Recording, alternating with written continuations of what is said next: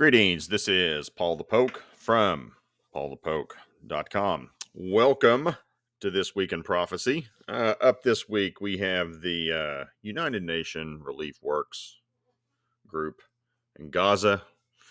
We'll talk a little bit about ancient Sidon, which is modern day Sidon. Quick review of the Red Sea and the number 7. We're going to start with Amos 1, verses 6 through 7. This is what the Lord says: for 3 transgressions of Gaza, even 4, I will not revoke my judgment, because they exiled a whole population, delivering them up to Edom. So I will send fire upon the walls of Gaza to consume its citadels. Now that's something that clearly has come to pass in the past. So from that standpoint, it's fulfilled scripture what the ancient citizens of Gaza did, but what appears to be another pattern of history. So I will send fire upon the walls of Gaza to consume its citadels. I mean, that's pretty much what's happening right now in the Gaza Strip. Israel is just blowing stuff up where the terrorists are hanging out. And we're going to talk about the United Nations Relief and Work Agency. This is from their own website. UNRWA, Human Development and Humanitarian Services encompass primary and vocational education, primary health care, relief and social services, infrastructure, and camp improvement, microfinance, and emergency response, including in situations of armed conflict.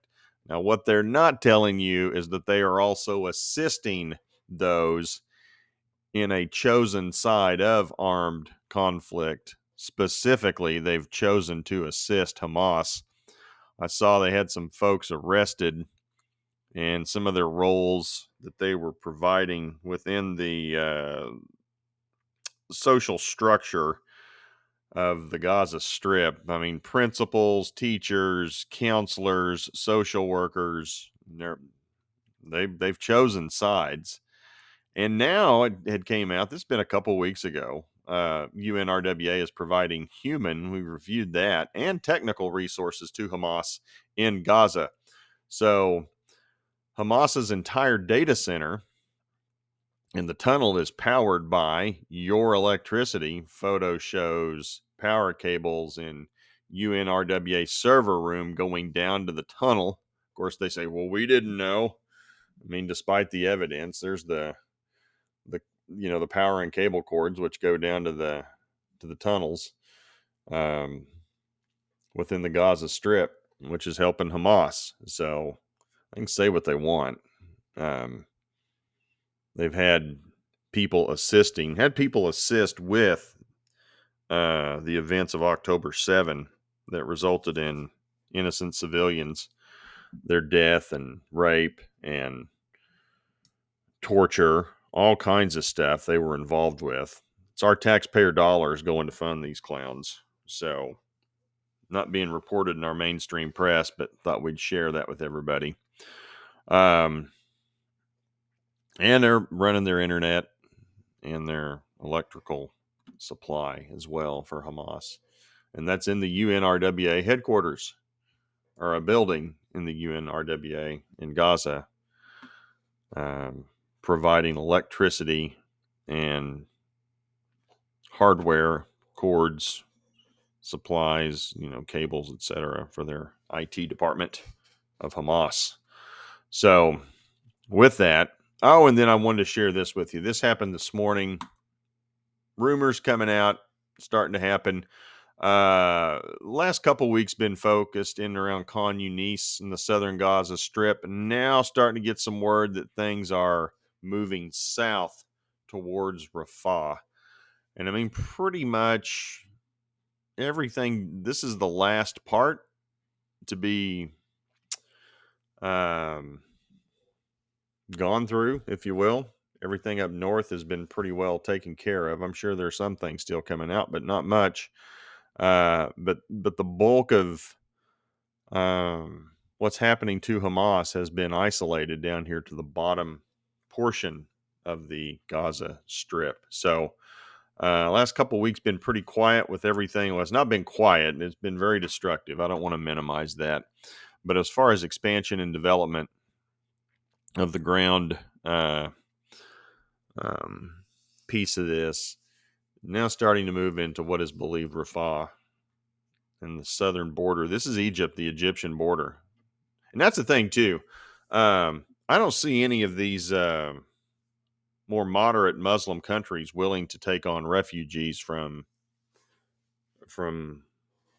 what they tell us is Palestine. Nobody else has taken on these people because of some of the things they've done. I even saw somebody, what was it? Of course, anecdotal. Somebody had a Palestinian flag in Saudi Arabia, and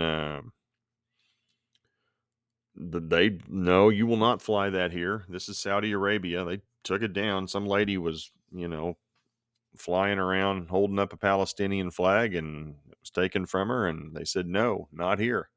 I don't see the Saudis taking on any of these folks, any of these refugees. Jordan's not, Egypt's not, Syria, nope. Stay right there. If you look at that, that's what's it's ridiculous. All of this stuff, all of this, these are Muslim countries. We're not taking them. All of this in North Africa, Muslim countries. Nope, we're not taking them. Up in here, Syria, Iraq, even into Turkey, Iran. Nope, we're not taking them. It's Israel's job to take them. I mean, they've got all this land, brothers in their religion. They're not taking them. Just saying, just an observation. And with that, we will go to Jesus in Matthew 11, verse 22. But I tell you, it will be more bearable on the day of judgment for Tyre and Sidon than for you. Now, Jesus is talking to people about what is to come because of their lack of faith. But what I'm focused on is Sidon. This is 2,000 years ago, a town named Sidon, which is, for those of you who are not familiar, it's in Lebanon. We'll zero in on that.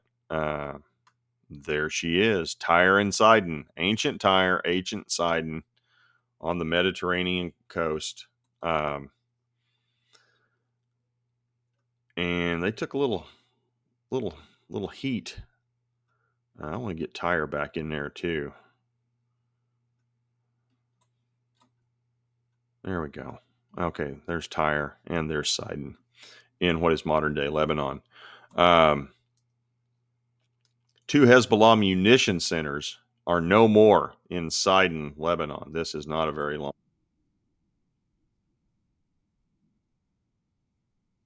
Okay. And there goes another one. But the thing is that these ancient towns, and that's Jesus from 2,000 years ago. I mean, they're even talked about in Scripture in the Old Testament. 700 to 1,000 years before Christ. So I mean, we're talking about cities that are what 2,700, at least 2,700 to 3,000 years old, and here they are. They are back in the news in 2024. And I know I've mentioned this in the past. For those of you who are familiar with the Bible teacher J. Vernon McGee, recorded a lot of his stuff 50s, 60s, and 70s. I think he's from Oklahoma, old Bible preacher and teacher. He used to talk about Tyre and Sidon, and it was of his belief, and this was before any of this stuff was taking place. Obviously, he's passed quite a few years ago. But he made the comment, pushing 50 years ago or so. He'd say, my friends, when you see Tyre and Sidon back in the news, the good Lord's return is close at hand. I'm paraphrasing. But he saw that from, 50 years ago. And that was just his impression, reading the Bible, Spirit talking to him, looking at the facts and the layout of the things that would be happening prior to the Lord's return and the tribulation. And in his mind, he thought, well, if we see these we see these towns in the news, things, his return has got to be close at hand. It's like, well, here we are roughly 50 years later, and this is the world we're living in.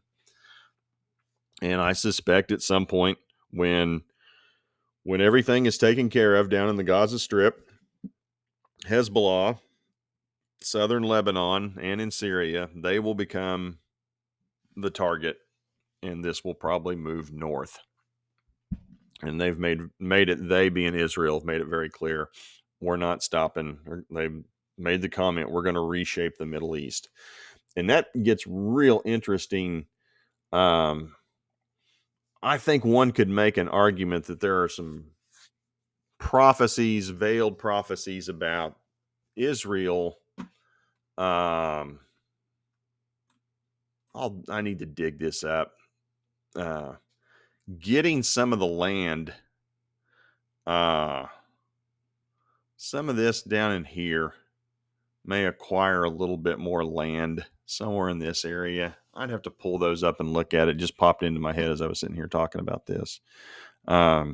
Possibly, but I know there are bumper stickers. I've heard people talk about bumper stickers in Israel, need more land, more jihad. So, who knows what's going to come of it? Now eventually we know what's going to happen. From the Euphrates to the Nile and all that in between, that is the promised land, according to the Abrahamic covenant. So there's your Euphrates. Anyway, but anyhow, Sidon is back in the news. With that, we'll transition to the Red Sea. Psalm 136, verse 13, to him, and be God, who divided the Red Sea in two, for his mercy endures forever. And so, despite what's going on in the Red Sea, what's going on in Ukraine, between Ukraine and Russia, what's going on in the Gaza Strip, I mean, we have wars and rumors of wars all over this planet. God's mercy endures forever. And, when this does start, when it goes down, it will take 7 years. Things will get cleaned up, and then we'll have 1,000 years of peace under the leadership of Jesus for planet Earth, and things will be better. And with that, we'll go back to what's taking place now. The United States is approaching 6 weeks of bombing against the Houthis in Yemen. The Red Sea remains closed. I mean, think about that. It just blows me away every time we talk about it. We are living in a time the Red Sea is closed for business. I mean, one of the main shipping lanes up there through the Suez Canal is closed. And as of February 21, this would have been 4 days ago. I'm sure this number's gone up by now. The Houthis have launched 57 attacks. And I will say this, just reading the comments, United States posturing seemed to indicate this situation's not going to stop anytime soon. This was the main quote from retired General Frank McKenzie. I think we need to recognize that CENTCOM, Central Command, has been starved of the kind of assets they need to do this work for a while. We need to make a commitment to giving CENTCOM more of these resources, and then I think they will be more effective in these attacks. Okay. Here's the article. Houthis shot down American MQ-9 Reaper drone, targeted and hit 2 U.S.-owned ships, fired an anti-ship cruise missile at the USS Laboon. Now, these cruise missiles and all these other drones have been ineffective. I think right now the resources on these ships, they are undefeated against any incoming from Yemen. So they can fire all they want, but the last I'd seen, what was it, 0 for 37 or something? Somebody made a comment like that. But none of the ships have been hit. And that's not to say something may not sneak through or get one at some point. But again, they are out of Yemen, Iran-backed Houthis, rebels. They've not been stopped despite several rounds of preemptive and self-defense strikes by the U.S. and the UK. Biden administration backtracked. Okay. Somebody there. Looks like it's going to be a long-term campaign, just based on the comments again. If you want to read it, got a link provided for that. With that, the British registered tanker Ruby Mar was attacked by the Houthis. The event took place in the Bab el Mandeb Strait between the Red Sea and the Gulf of Aden. The result was an 18-mile oil slick along with 41,000 tons of fertilizer being spilled into the ocean. This is from this is Iran. IRNA news agency. Pictures of the British-owned Ruby Mar ship currently in the Gulf of Aden, which was sunk by Ansar Allah out of Yemen. And there are the pictures of the ship. Give you an idea. We'll move down here. And here's the strait right here where we're talking about. Gulf of Aden, Red Sea. That's in this little strait right here where this activity took place with the British ship. So this came out late last night, this morning. Important message from NATO. Ukraine will join NATO. It's not a question of if, but when. Let you read this. Ukraine will join NATO. It's not a question of if, but of when. As we prepare you for that day, NATO will continue to stand with Ukraine for your security and for ours. Thank you. And that again is from NATO. Let's just try to start World War III while we're at it. Personal opinion here, take it or leave it. I don't see how Ukraine, the safety of Ukraine,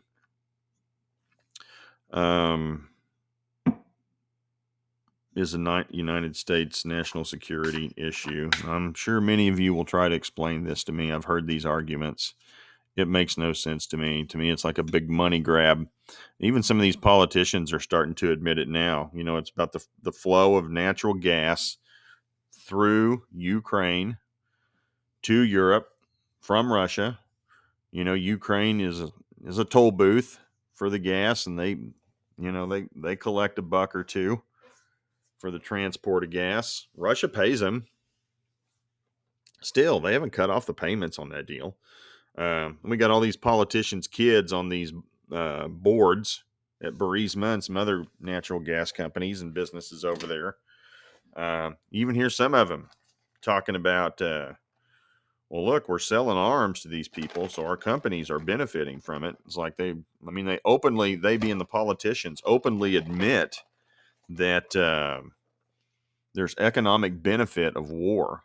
And like that's a justification, the killing of other people and the selling of armaments. And that helps our economy. That's the rationale for some of this thinking. And it's like, it's crazy. But, and don't get me, I'm not even taking sides. I'm not pro Russia. I'm not pro Ukraine. I don't think either one of those groups are choir boys. I don't.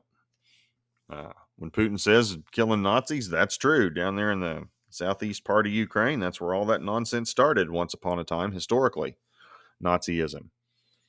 And that's where it went. Still there. So he's not kidding when he says that. And it's not a justification for their invasion. And I heard him on Tucker Carlson. He thinks that's part of their homeland going back 1,000 years ago or so. So in his mind, that's just he's re-annexing what is Russia's, what is rightfully Russia's. Okay. Which he also mentioned some other countries. By the way, for those of you who did not see that interview, he sees Ukraine as part of ancient mother Russia. And he also considers Estonia, Latvia, Lithuania, Belarus, and frankly, even parts of Poland. And that's Kaliningrad right there. That's Russian territory where this cursor is. Kaliningrad. Putin still thinks that parts of Poland are ancient Russian territory. So, Just saying, Moldova, that counts too. All of this, Georgia, Azerbaijan, Armenia. He's still supportive of Armenia. Which that little situation's heating up again. Turkey, Armenia, Azerbaijan, Iran, not playing nice with each other. And that will get really complicated because Israel and Azerbaijan have ties. Iran has a problem with Azerbaijan. Turkey has a problem with Armenia, but Russia supports Armenia. And Azerbaijan used to be an old Soviet republic. I mean, very complicated. We'll see. We'll see. And we're going to close with the number 7, the meaning of the number 7 in the Bible: completion, fullness, perfection. Sheba in the Hebrew, that's the number 7. Occurs 394 times in the Old Testament. Hepta in the Greek occurs 88 times in the New Testament. We had this phenomena was a couple of days ago out there in the middle of the Pacific Ocean on satellite. Big old number 7 just floating around out there in the Atlantic. And it's one of these pineapple expresses, massive amounts of moisture, getting ready to hit the west coast of the United States. So here we have Washington, Oregon, there's Northern California, but this is supposed to just come on down, and Sierra Nevada, the whole state of the whole state of California is just going to get clobbered with feet of snow and multiple inches of rain. I saw some estimates up to 10 feet of snow in the Sierra Nevadas on the California-Nevada border around Lake Tahoe. Here comes Big 7. Oh, what's it mean? What's it mean? I don't know. Completeness, fullness, perfection. It's coming. My thing when I saw that was like, number 7's coming. God's number. Christ is coming. And that may be a reach. I don't know. But at some point, this whole thing will, in the fullness of time, when it's time, he will come, and within 7 years, it will be over. And then perfect government is coming. I don't know. Take that or leave it. Just me looking at this. My 2 cents for whatever that's worth. Also, this was written, I don't know how long ago this was. This is written by a friend of mine, Christina Weinrich. The number 7, when you see the number 7 in the situations that stress across the time of the Old and New Testaments, you cannot dismiss the divine as coincident, but see it as proof of its truth. And she just hit just a few of them. I mean, 7s are everywhere in the Bible. And she does a little study on 7. 7 words, 7 paragraphs. If you want to read that, have fun with it. It's well researched, well thought out. It's good stuff. So appreciate you guys following along and take the time to listen. If you'd like, please feel free to share with others at PaulthePoke.com. Posted under the categories Paul the Poke Prophecy Trend Update. And here are some of the different categories we have things listed in. So at that point, wishing you guys a great week. Catch you soon. Later. Bye.